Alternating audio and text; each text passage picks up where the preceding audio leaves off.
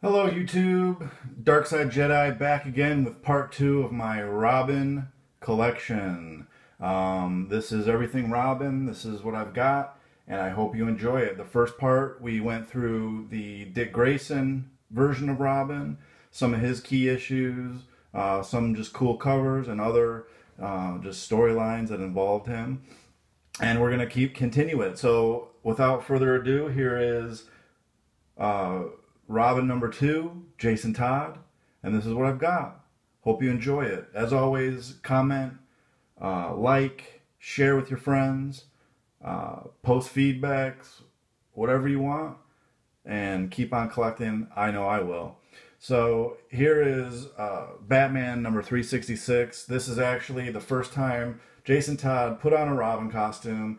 He found it in Dick's closet and put it on and went out and fought crime. Of course, he got yelled at by Batman because who are you to, take on the mantle of Robin? So Jason always off to a great start, hot-headed, great character, turns into an amazing anti-hero. But we'll get to that later. So here is Batman 367, okay? This is the issue after. He takes off the Robin costume and he puts on another costume. It's red, yellow, and green. It's the colors of Robin, but it isn't Robin. He's Robin in training. So he's out with Batman. He's learning the ropes. He's trying to prove himself to become Batman's next ward, aka Boy Wonder Robin. And speaking of Boy Wonder, here is Batman 368, and this is introducing Robin, the Boy Wonder. That's right, we said Boy Wonder. So the reason they underline that is because at this point in the continuity, Dick Grayson had become a little bit older. He became Nightwing. He is his own person. He's wiser, smarter, I would say early adult. And everybody wanted at DC wanted a boy sidekick, a younger sidekick like Dick Grayson used to be. So this is how Jason Todd was invented, and this is him as Robin for the first time. There's a lot of problems in DC continuity, as we all know. We've got the original crazy fragmented continuities, and then we've got the post-crisis continuities, and then we've got the the Flashpoint continuity, New 52, Convergence, all this crazy stuff. So this is the first appearance of Jason Todd as Robin post-crisis, and this is Batman number 410, Batman: The New Adventures number 410. There's two books that precede this. The 408 is the first appearance of Jason Todd post-crisis. 409 is the continuing of the origin, and this is when he becomes Robin. It's a three-part. Here is a Batman number 424. This is just a cool cover, I think, depicting Jason supposedly throwing a guy off a building. I don't think that's really the case, but it wouldn't surprise me that Jason would do something like that. Here we have Batman 426, the first part of A Death in the Family. This is a awesome four-part series. It is, I don't have the words to describe the implications that this is. I mean, they kill a Robin. They kill Jason Todd. But no one really liked him, and that's the problem. DC-wise, Jim Starlin, the writer, was the main proponent for having Jason Todd killed. And, who knows? Funny enough, it comes true. But it's funny how DC had it happen. So book number 2, A Death in the Family, and this is Batman number 427. This is where Robin gets beaten. His mom actually, spoiler alert, if you haven't read it, I'll give you a minute to turn it off. Anyway, his mom actually he finds his mom. He goes to see her, and she actually is working with the Joker because he blackmailed her. And now the Joker has him. And guess what? He smashes him with a crowbar and leaves him for dead, him and his mom, in this storage house with a bomb.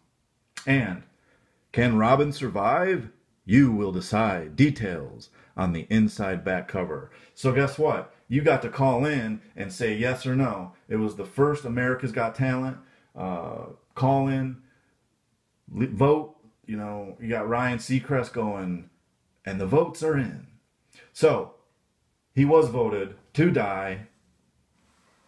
And there's a little bit of conspiracy about that too, because somebody says that there was 1 or 2 people that had these auto dialers, and it was really like shouldn't have died, but because of this auto dialer, he was voted to die, and it's weird. But anyway, the death of Robin, he does die. Jason Todd.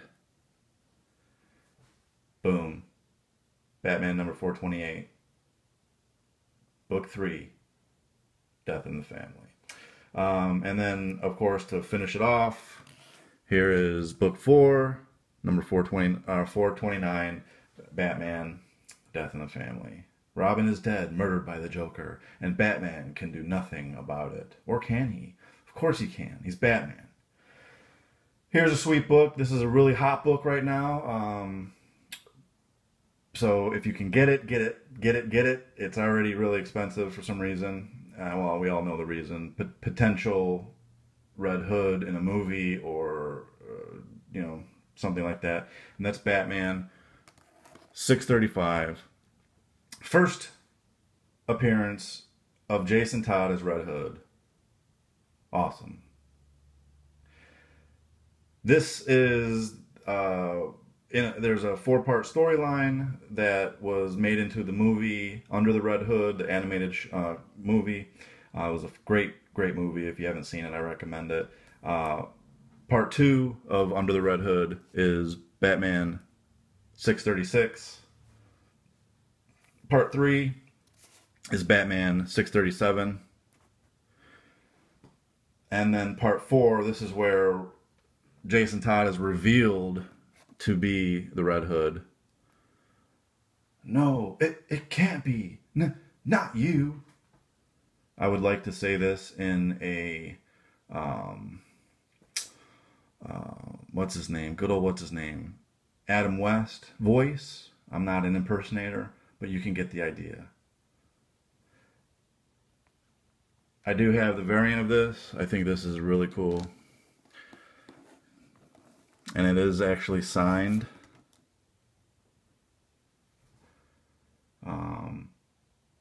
So I think that's pretty sweet. It is signed, and there's a certificate of authenticity here. Doug Mankey and Tommy Wynn, I guess. Tivo will have to tell me. He knows how to pronounce these names here. I think it's Wynn. Okay?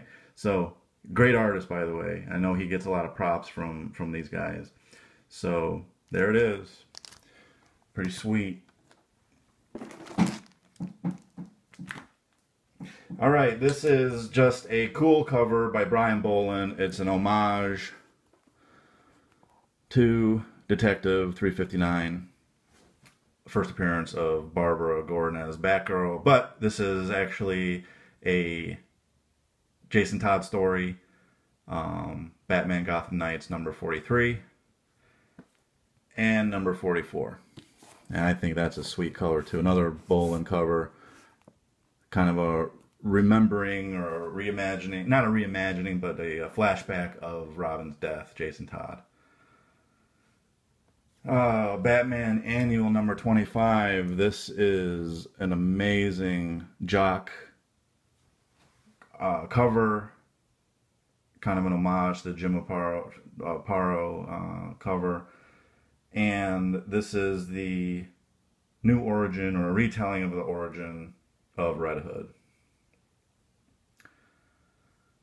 I've got a variant to that, which I think that cover is just awesome. I mean, cool stuff.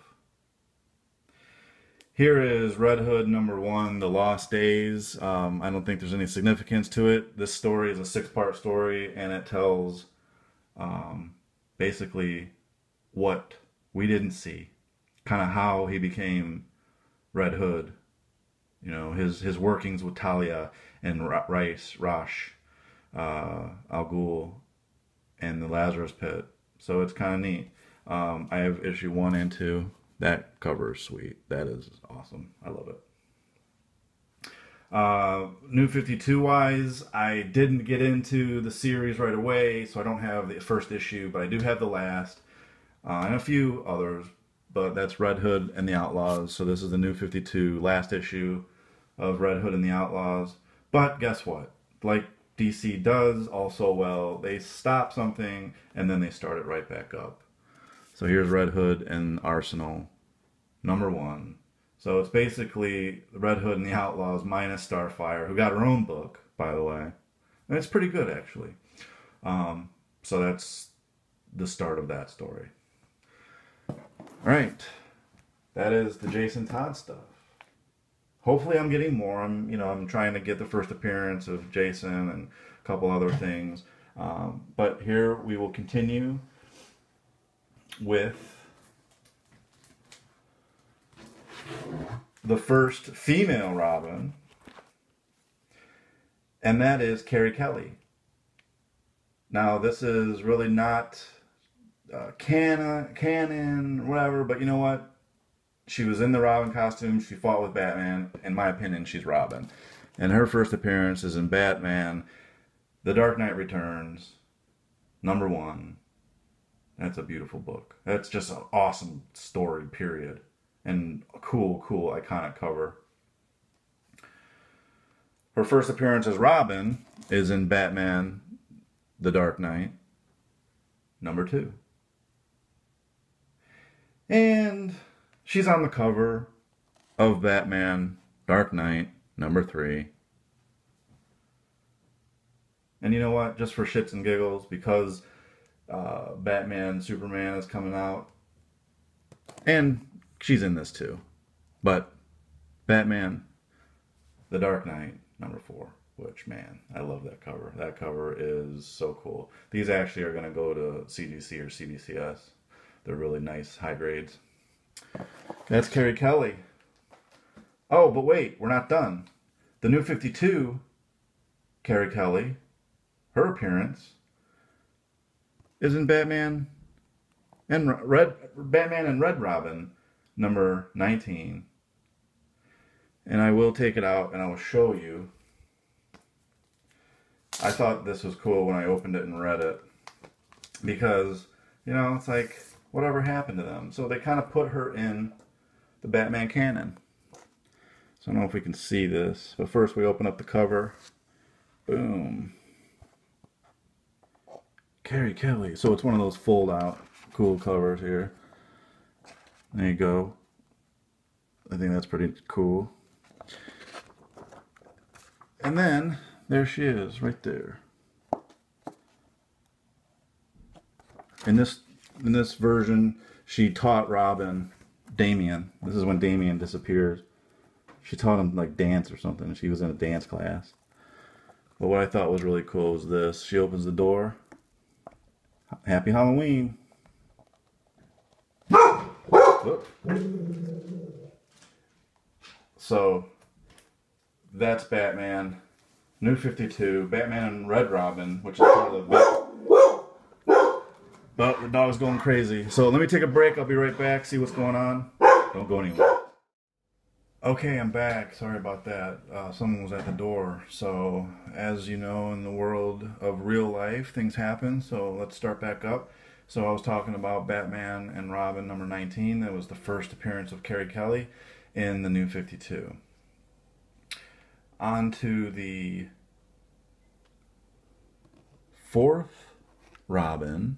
Okay, so there's Dick Grayson, and then we had Jason Todd, and then we had Carrie Kelly,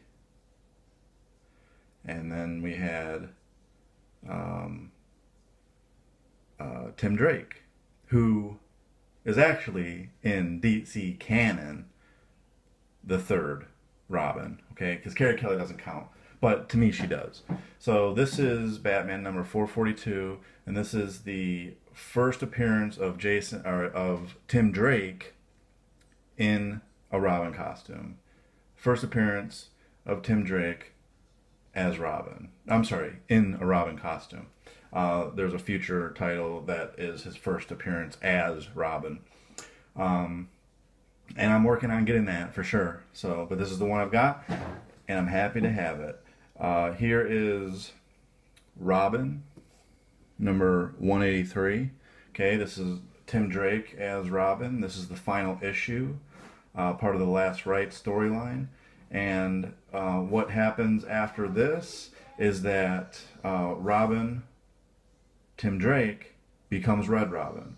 And that happens in Red Robin number 1. This is part of the Batman Reborn storyline. As you remember from before, from the first part where I was talking about the battle for the cowl, because Dick Grayson decided to take Damian Wayne as his ward, as his Robin, Tim Drake kind of felt slighted and decided to go off with his own persona as Red Robin and try to find Batman, who at this point has been missing because of the Final Crisis episodes, issues where Darkseid supposedly killed him, but banished him to another time and dimension. Red Robin number 2 is the first meeting between Red Robin, Tim Drake, and the spoiler, Stephanie Brown. Stephanie Brown, actually, as you'll see coming up, is a Robin as well, or was, and a love interest of Tim Drake for some time. So this is their meeting, and of course they fight, as all first meetings do between heroes. Here is the first meeting between Batgirl and Red Robin, and Batgirl being Stephanie Brown at this point too. So it's, as you see in the picture, Robin and, spoiler, Red Robin and Batgirl. Here is Red Robin number 14. This is Red Robin versus Robin. So that's Damian fighting Tim Drake. And like I said before, I love the Robin versus Robin stuff. It always is a lot of fun. Last but not least, here is Batman Beyond number 1, which is very recent. Came out in, I believe, July of this year. And this is actually a storyline involving Tim Drake as the new Batman in the future. Terry McGinnis dies in a storyline, Future's End, and Tim Drake, an older Tim Drake, dons the Batman Beyond costume. Here's Detective Comics number 647. This is the first appearance of Stephanie Brown, who was originally slated to just be a fill-in character, but people ended up loving her. And so Chuck Dixon, the writer, decided to keep her an ongoing character.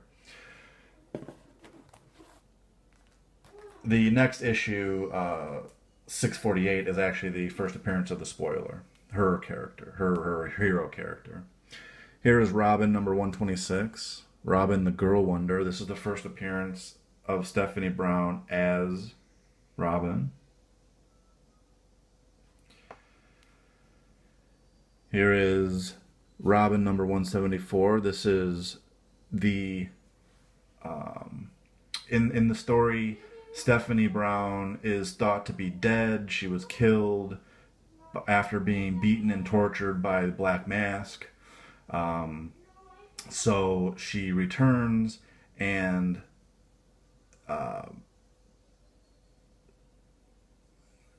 Robin, Tim Drake, thinks that she is an imposter because Stephanie's dead.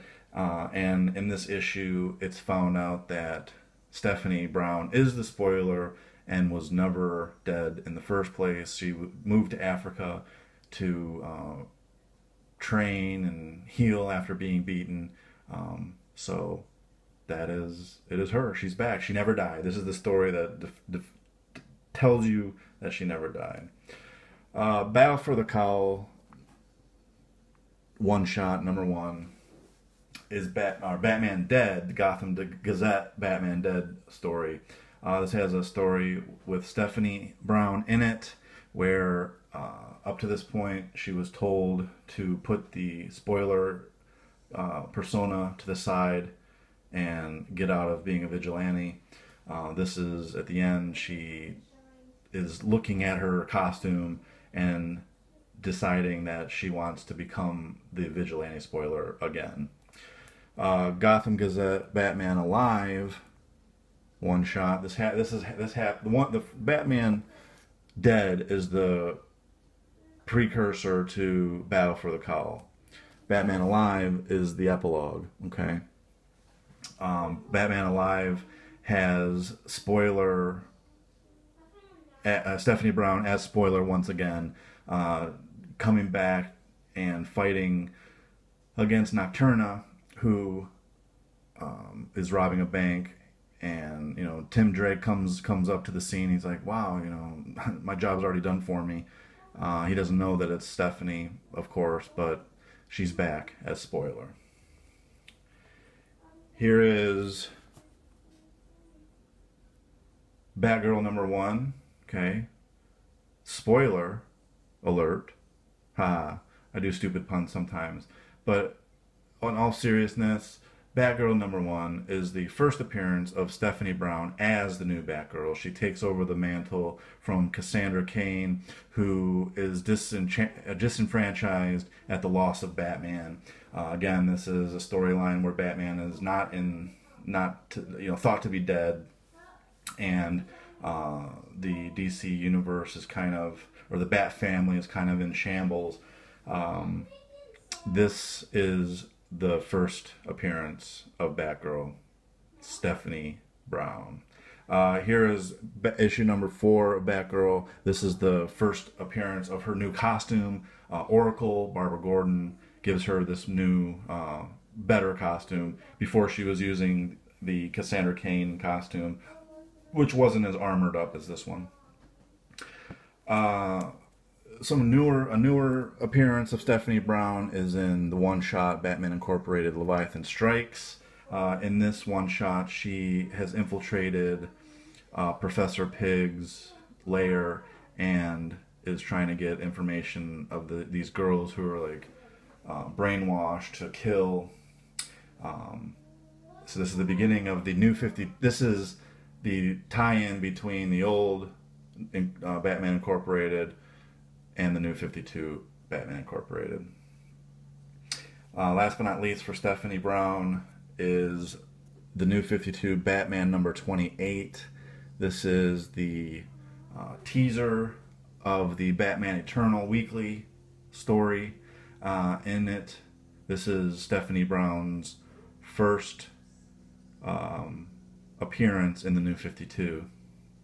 And she's also, I believe, in issue number 3 of Batman Eternal as spoiler. Okay.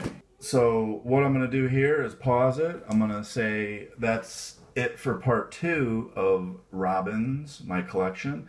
We're going to wrap it up with the final Robin. I think you guessed it. It's Damian Wayne, Al Ghul, Damian Wayne. And when we come back, I'll be going through the key issues and cool stories of Damian that I own. So thanks again for watching. Please comment, like, share, keep collecting. I love it. I know you do too. And I'll see you soon. Thanks.